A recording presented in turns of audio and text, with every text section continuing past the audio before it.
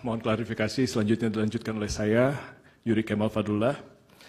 Kami lanjutkan pada bagian dalam eksepsi poin A, Mahkamah tidak berwenang untuk memeriksa dan memutus sengketa di luar hasil penghitungan suara. Sebagaimana kita maklum. Bisa nggak itu diringkas saja, karena itu kan secara substansi sama dengan keterangan sebelumnya. Kita anggap itu sudah dibacakan.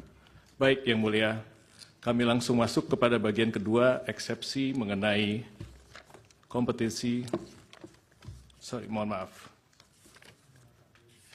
Permohonan kabur, halaman 31. Eksepsi, ya, permohonan tidak jelas, obskur libel karena terdapat perbedaan yang sangat esensial dan inkonsisten dalam konstruksi posita dan petitum permohonannya. Sebagaimana telah panjang lebar kami uraikan di atas bahwa pada dasarnya Undang-Undang 45 telah secara tegas memberikan kewenangan kepada MK untuk memutus perselisihan tentang hasil pemilu.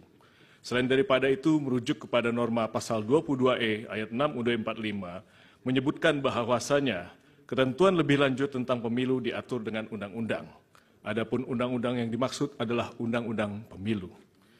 Kendati demikian, perlu harusnya digarisbawahi bahwa keberatan sebagaimana pasal 475 ayat 1 Undang-Undang Pemilu ada terdapat frasa hanya, yakni hanya terbatas pada hasil penghitungan suara yang memengaruhi penentuan terpilihnya paslon atau penentuan untuk dipilih kembali pada pemilu presiden dan wakil presiden. Bahwa sejalan dan senantiasa berpedoman kepada norma-norma yang berkenaan dengan kewenangan MK sebagaimana disebutkan di atas, kemudian melalui PMK nomor 4 tahun 2023, MK telah memberikan pedoman bagi tiap-tiap pasangan calon presiden dan wakil presiden yang merasa berkeberatan dengan jumlah hasil suara sah yang ditetapkan oleh KPU RI untuk dapat mengajukan suatu permohonan pembatalan atas penetapan hasil penghitungan perolehan suara oleh KPU RI dengan menggunakan formalitas dan sistematikanya yang ditentukan secara spesifik. Untuk selanjutnya tidak kami lanjutkan karena memang kami mengutip pasal 8 PMK nomor 4 nomor tahun 2023. Bahwa selanjutnya terkait dengan formalitas konstruksi permohonan pemohon sebagaimana termuat pada halaman 18 dan 19 permohonan, pemohon menyatakan bahwa hasil penghitungan suara yang diperoleh oleh pihak terkait menurut pemohon di 38 provinsi plus di luar negeri dengan jumlah 0 suara. Kesalahan perhitungan demikian didalilkan oleh pemohon dengan narasi-narasi adanya pelanggaran TSM berupa nepotisme dan pelanggaran prosedur yang merusak integrasi Pilpres 2024 dan merupakan pelanggaran terhadap asas-asas dalam pelaksanaan pemilu sehingga suara pihak terkait menjadi 0. Bahwa bila mana kemudian mencermati dan merujuk pada bagian petitum dalam permohonannya, pemohon bukan memintakan kepada majelis hakim untuk menyatakan perhitungan sebagaimana yang benar menurut pemohon, akan tapi konstruksi petitum yang dilimitasi oleh PMK nomor 4. Akan tapi pemohon justru memohonkan kepada MK untuk mendiskualifikasi pihak terkait dan memerintahkan kepada termohon untuk melakukan pemungutan suara ulang. Sebagaimana permohonan petitumnya tidak kami sampaikan. Merujuk pada petitum yang diajukan pemohon di atas, setidaknya ada dua hal yang hendak pihak terkait tanggapi. Yang pertama, kembali merujuk kepada pasal 8 ayat 6 PMK nomor huruf B PMK nomor 4 tahun 2023. Pemohon memang di dalam posita permohonannya telah menyampaikan klaim hasil perhitungan perolehan suara menurut pemohon. Akan tetapi kemudian pemohon tidak meminta penetapan klaim tersebut di dalam petitumnya. Dengan demikian telah menjadi jelas dan terang bahwa permohonan yang diajukan oleh pemohon merupakan permohonan yang tidak selaras dan oleh karenanya menyebabkan permohonan menjadi obskur. Kedua, terdapat kerancuan dan kekacauan jalan pikiran serta redaksional di dalam petitum butir 3 permohonan. Pemohon meminta mendiskualifikasi pihak terkait dalam keputusan KPU nomor 1632 tentang penetapan paslon presiden dan wakil presiden tahun 2024 dan seterusnya. Sebagaimana yang kita ketahui bahwa dua keputusan KPU RI itu tidak terkategorikan sebagai suatu ketetapan yang masuk dalam ranah penghitungan hasil pemilihan umum. Apabila dua keputusan KPU RI tersebut hendak dibatalkan oleh pemohon, maka hal tersebut masuk ke dalam kategori sengketa proses pemilu. Dan hukum telah mengatur mekanisme penyelesaiannya melalui Bawaslu sebagaimana pasal 466 sampai pasal 469 Undang-Undang Pemilu. Apabila putusan Bawaslu tersebut tidak diterima oleh pemohon, maka upaya hukum yang dapat dilakukan adalah dengan mengajukan gugatan pengadilan TUN sebagaimana diatur pasal 470 sampai dengan pasal 472 Undang-Undang Pemilu. Bahwa berdasarkan uraian dan argumentasi yuridis di atas, pemohon tidak dapat memberikan pertimbangan yang konkret kepada Majelis Hakim Konstitusi yang mulia, sebagaimana marwah dari sengketa perselisihan hasil pemilihan umum. Oleh karenanya, telah cukup alasan bagi Yang Mulia Majelis Hakim Konstitusi untuk menyatakan permohonan yang diajukan oleh pemohon merupakan permohonan yang tidak jelas, obscure libel, sehingga beralasan hukum bagi Mahkamah Konstitusi untuk menyatakan permohonan pemohon tidak dapat diterima. Selanjutnya, di dalam pokok permohonan, bahwa bila pihak terkait menolak seluruh dalil-dalil yang disampaikan oleh pemohon di dalam permohonannya, bahwa pihak terkait menolak seluruh dalil-dalil yang disampaikan, kecuali dinyatakan sebaliknya di dalam keterangan pihak terkait ini. Karena pada prinsipnya dalil-dalil permohonan pemohon dalam pokok perkara ini semata-mata bersifat asumtif.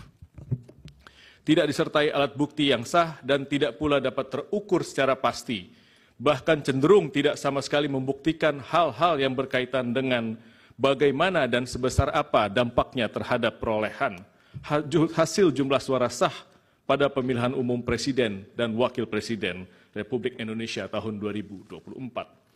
Perlu juga pihak terkait sampaikan sebelum memberikan tanggapan secara spesifik mengenai akumulasi dalil-dalil dan argumentasi pemohon, bahwa Mahkamah Konstitusi sebagai lembaga peradilan yang independen dan imparsial tentunya harus membatasi diri dalam hal mengadili perkara-perkara yang bersifat politis atau seperti halnya dalam konteks perselisihan hasil pemilu ini, agar tidak menjadi objek politisasi dari cabang kekuasaan lainnya ataupun pihak-pihak lainnya. Namun mengingat fenomena judicialization of politics merupakan sesuatu yang tidak dapat dihindari saat ini oleh Mahkamah Konstitusi, maka menjadi suatu hal yang penting dan utama bagi Mahkamah Konstitusi untuk mengedepankan prinsip pembatasan diri atau judicial restraint dalam memutus perkara perselisihan hasil pemilu agar nantinya Mahkamah Konstitusi tidak menjadi objek politisasi. Selanjutnya, untuk menghindari adanya pengulangan, dapat kami sampaikan bahwa hal-hal yang telah disampaikan pada bagian pendahuluan dan eksepsi secara mutatis mutandis merupakan bagian yang tidak terpisahkan. Poin A, tanggapan atas persandingan perolehan suara menurut pemohon. Bahwa dalam halaman 16 sampai dengan 19 permohonan, pemohon menyampaikan persandingan perolehan suara menurut pemohon berdasarkan SK KPU 360 dan berita acara KPU RI nomor 218 tanggal 20 Maret 2024. Bahwa berdasarkan keputusan termohon dan SK 360 tersebut, perolehan masing-masing pasangan calon yang nomor urut 1 sejumlah 40.971.906 suara, pasangan calon nomor urut 2 96.214.691, pasangan calon nomor urut 3 27.040.878, sehingga total suara sah adalah 164.227.475. Sedangkan apa yang menjadi perbedaan di dalam jumlah suara sah yang terdapat di dalam putusan KPU tersebut adalah di mana pasangan calon nomor urut 2 adalah 0. Sehingga total suara sah berbeda yang tadinya sejumlah 164 juta hingga tinggal 68.012.784. Pemohon dalam permohonannya sama sekali tidak membuktikan dasar-dasar perhitungan yang didalilkan. Alih-alih pemohon malah mendalilkan hal-hal yang bersifat kualitatif mengenai dugaan berbagai kecurangan dan pelanggaran yang dilakukan oleh beberapa pihak yang tersajikan dalam bentuk narasi. Sementara narasi-narasi itu bukanlah merupakan alat bukti dalam hukum acara Mahkamah Konstitusi. Pemohon wajib menguraikan secara jelas, spesifik, dan gamblang, baik siapa yang melakukan, apa yang dilakukan, di mana dilakukannya, bagaimana melakukannya, mengapa dilakukan, dan inisiatif siapa yang melakukan dugaan kecurangan dan pelanggaran itu terjadi. Terlebih dalil-dalil pemohon tersebut tidaklah sesuai dengan pedoman yang telah ditetapkan oleh MK berdasarkan PMK 4 tahun 2023. Pemohon mendalilkan bahwasannya kesalahan perhitungan yang menimbulkan selisih suara terjadi karena adanya pelanggaran yang bersifat TSM dan pelanggaran prosedur pemilihan umum. Namun pemohon gagal dalam membuktikan baik secara kuantitatif dan juga bagaimana narasi-narasi utopis yang dibentuknya terkait dengan tatanan ideal konsepsi dan pengaturan sistem pemilu dapat secara merta dan cuma-cuma menganulir 96.214.691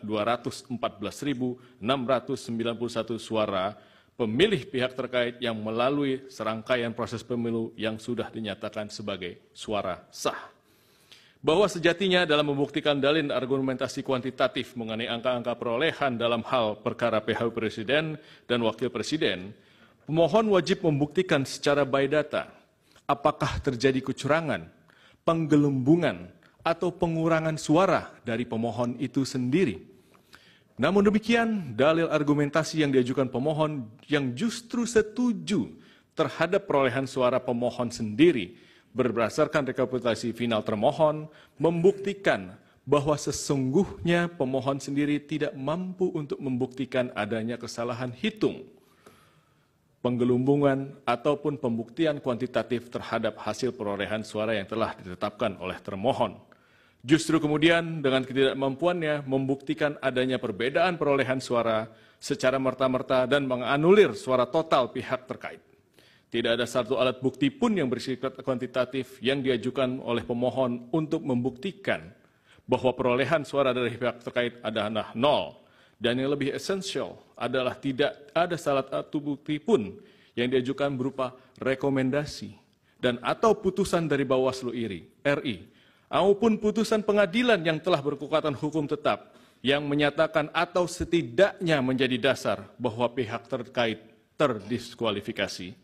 Selanjutnya, mohon izin yang mulia, bagian selanjutnya disampaikan oleh rekan kami, Pak Dr. Fahri Bahmid. Terima kasih. Silakan, Pak Bahri.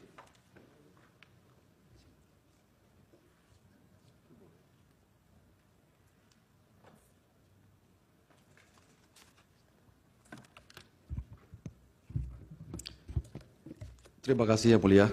Bismillahirrahmanirrahim. Assalamualaikum warahmatullahi wabarakatuh. Mungkin seperti yang ditegaskan buat kami oleh majelis tadi untuk beberapa bagian yang bernuansa